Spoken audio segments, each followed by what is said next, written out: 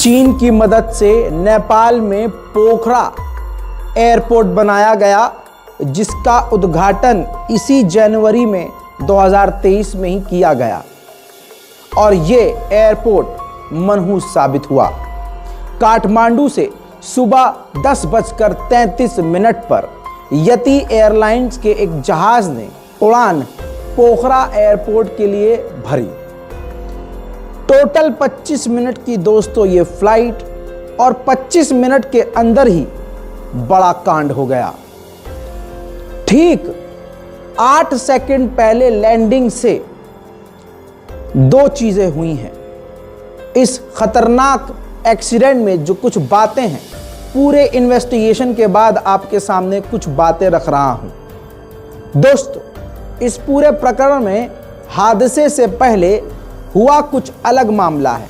Landing से पहले pilot ने लैंडिंग से पहले जो परमिशन मांगी थी कंट्रोल रूम से, वो पूर्व की तरफ मांगी थी कि पूर्व की तरफ लैंड करूंगा, लेकिन उसके कुछ ही सेकंड के बाद पश्चिम की तरफ लैंड करने की परमिशन मांगी। इसी से समझिए कि फ्लाइट में पहले ही बहुत कुछ गड़बड़ चल रही थी, लेकिन कंट्रोल रूम को पायलट ने नहीं बताया कि उसकी फ्लाइट में जहाज में कोई दिक्कत है।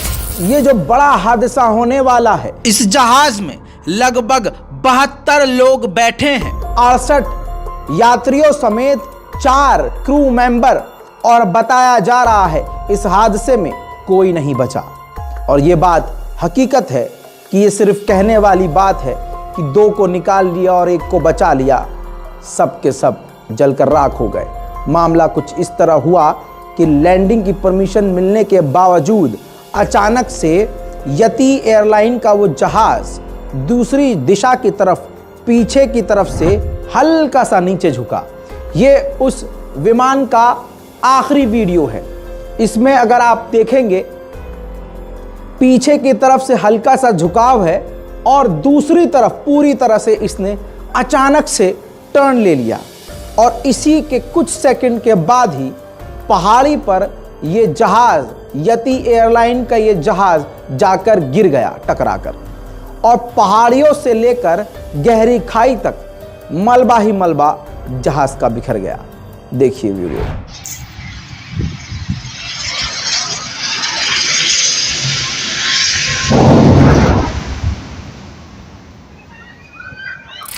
इस क्रैश के बाद हाल क्या हुआ वो बाद में बताऊंगा, लेकिन पहले समझिए कि अभी तक ऑफिशियल रिपोर्ट क्या कह रही है। ऑफिशियल डेटा ये है कि इस जहाज को उड़ान भरने से पहले जो भी टेस्टिंग की गई, कोई दिक्कत नहीं आई थी, लेकिन एक्सपर्ट के मुताबिक जिस तरह की इसकी आखिरी हवाई जहाज की आखिरी तस्वीरें सोशल मीडिया के जरिए सामने आई हैं और चश्मदीद गवाहों का जो बयान है, उसके मुताबिक जहाज में कोई ना कोई टेक्निकल खामी जरूर आ गई थी, जिसकी वजह से पायलट ने तो नहीं बताया, लेकिन यह हादसा हो गया, जिसमें अभी तक सभी के मारे जाने की खबर है। अब दोस्तों, वो मंजर, जिस मंजर को आप शायद झेल ना पाएं, जब ये जहाज पहाड़ से टकराकर खाई में गिरा तो आग कई घंटे तक लगी रही। न्यूज़ चैनलों को, खुद नेपाल के न्यूज़ चैनलों को ये खबर 1 से 1.5 घंटे के बाद पता चली। चश्मदीद गवाहों का कहना यह है कि ज़्यादातर लोग वीडियो बना रहे थे। हम 2-4 लोगों ने कोशिश करके वहाँ से उस जलते हुए जहाज़ के टुकड़ों में से कई लोगों को निकाला, लेकिन सभी के सभी जिंदा ना बचे। दोस्तों, दिल थाम के उन मंजर को आप देख लें। क्रैश के बाद यही हाल था। दोस्तों, इस खौफनाक मंजर को देखिए और समझिए। विमान में टोटल 68 यात्रियों में से 53 नेपाली और 5 भारतीय, 4 रूसी और 1 आयरिश और 2 कोरियन, 1 अफगानी और 1 फ्रेंच नागरिक थे। इनमें 3 नवजात यानी काफ़ी छोटी उम्र के बच्चे जो अभी हाल में ही पैदा हुए, और 3 लड़के भी शामिल हैं जो काफ़ी कम उम्र के थे। एयरलाइन के प्रवक्ता सुदर्शन बरतौला ने कहा कि विमान के मलबे से अभी तक किसी की जीवित यानी कोई जिंदा नहीं मिल पाया है, सब के सब मुर्दा निकाले गए हैं। दोस्तों, नेपाल के प्रधानमंत्री पुष्प कमल दहल प्रचंड ने कैबिनेट इमरजेंसी मीटिंग बुलाई है और प्रधानमंत्री मौके पर जाना चाहते थे, लेकिन उनकी सिक्योरिटी का खतरा बताकर उनको जाने से उनकी सिक्योरिटी ने रोक दिया। प्रचंड के पोखरा पहुंचने से पहले सुरक्षा का जायजा लेने गया हेलीकॉप्टर बीच रास्ते से ही वापस आ गया, क्योंकि तस्वीरें काफी भयावह थी। दोस्तों, आपको बता दूं कि नेपाल की आर्मी और बचाव टीम लगातार इस पर लगी हुई है, लेकिन उनसे पहले आम लोगों ने ही, आसपास के स्थानीय लोगों ने ही मोर्चा संभाला। कितना अजीब यह मामला है कि चाइना के द्वारा जो एयरपोर्ट बनवाया गया, वहां पर जो टेस्टिंग में जहाज पहली बार उड़ाया गया वो यही जहाज था, यति एयरलाइन का जहाज था। और आपको बता दूं कि अभी 1 महीना भी नहीं हुआ और इतना बड़ा हादसा हो गया। इसी के साथ दोस्तों, एक्सक्लूसिव तस्वीर हमारे पास मौजूद है। जो 5 भारतीय मारे गए हैं उसमें से गाजीपुर उत्तर प्रदेश के रहने वाले सोनू ने हादसे से पहले फेसबुक पर लाइव किया था। फेसबुक पर लाइव करते हुए वो काफ़ी खुश और मस्ती करते हुए नज़र आ रहे थे। वीडियो के ही अंदर बाहर के सीन को रिकॉर्ड करने के बाद जब कैमरा उन्होंने अंदर किया तो आसपास के लोग मरा मरा मरा इस तरह से चिल्लाते हुए सुनाई दे रहे हैं और दिखाई दे रहे हैं।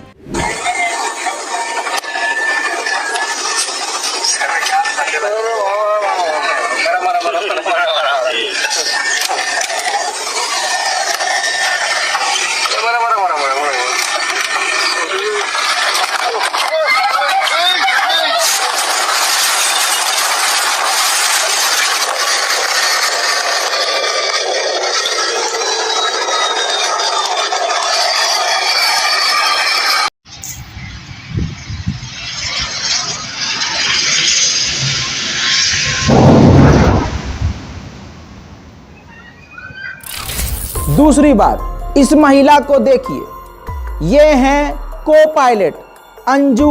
जी हां, जो फ्लाइट क्रैश हुई है उसकी को पायलट थी और ये उनकी आज आखिरी एज अ को पायलट आखिरी उड़ान थी। अगर ये सफल उड़ान हो जाती और लैंडिंग सफल हो जाती तो इनको मेन पायलट का लाइसेंस मिलने वाला था। अब इन अंजू के बारे में एक बात और अजीब बताना चाहूंगा। 16 साल पहले इनके पति की भी मौत ऐसे ही क्रैश में हुई थी, ऐसे ही हवाई जहाज के। दोस्तों, इनके साथ जो मेन पायलट थे उनका नाम था कैप्टन कमल कैसी। उनके साथ ये उड़ान भर रही थी। कमल कैसी को 35 साल का एक्सपीरियंस था और कई पायलटों को वो ट्रेनिंग दे चुके थे। पायलट बनने के लिए कम से कम 100 घंटे की फ्लाइंग एक्सपीरियंस की ज़रूरत होती है। को पायलट रहते हुए अंजू नेपाल के लगभग सभी एयरपोर्ट पर प्लेन लैंड करा चुकी थी। पोखरा के लिए उड़ान भरते वक्त कैप्टन कमल कैसी ने मेन पायलट की सीट पर उन्हें बिठाया था। चश्मदीदों ने बताया कि प्लेन अजीब तरह से आवाज़ कर रहा था। जी हाँ, इस हादसे के 3 चश्मदीद सामने आए हैं। इनमें से एक ने दावा किया है कि प्लेन बस्ती पर गिर सकता था, लेकिन पायलट उसे पहाड़ों की ओर ले गया, क्योंकि अगर बस्ती पर यह प्लेन गिरता तो आप उंगलियों पर लाशें गिन न पाते। लेकिन पायलट ने अपने दिमाग का सही इस्तेमाल किया। जब देखा कि अब बचना मुश्किल है तो फ्लाइट को, जहाज को पहाड़ियों की तरफ मोड़ दिया, जिसके बाद सारी घटना आपको मालूम है। दोस्तों, हालात बेहद खराब हैं और नेपाल में ये पहली बार नहीं हुआ है, लेकिन ये 30 साल में सबसे खतरनाक घटना घटी है। सन 2010 में काठमांडू लुकला के बीच जो फ्लाइट क्रैश हुई उसमें 14 मारे गए। 2010 में भी फ्लाइट क्रैश हुई, 22 मारे गए। 2012 में एक और क्रैश हुआ नेपाल में ही, 15 मौतें हुई। और उसके बाद 2012 में ही काठमांडू एयरपोर्ट पर क्रैश हुआ जहाज, जिसमें 15 मारे गए। फिर सन 2016 में 23 मौतें ऐसे ही हादसे में हुई। 2018 में ढाका काठमांडू में 51 मौतें हुई। उसके बाद 2022 में भी 22 मौतें ही फ्लाइट क्रैश में हुई और 23 में 68। यानी एक्सपर्ट का कहना यह है कि पिछले 30 सालों में नेपाल की सबसे बड़ी यह घटना है। इस पूरी रिपोर्ट पर आपकी राय क्या है? अपनी राय कमेंट में जरूर लिखें। इस घटना से जुड़ी हुई कोई भी इन्वेस्टिगेटिव रिपोर्ट सामने आएगी, हम आपको जरूर बताएंगे। जय हिंद।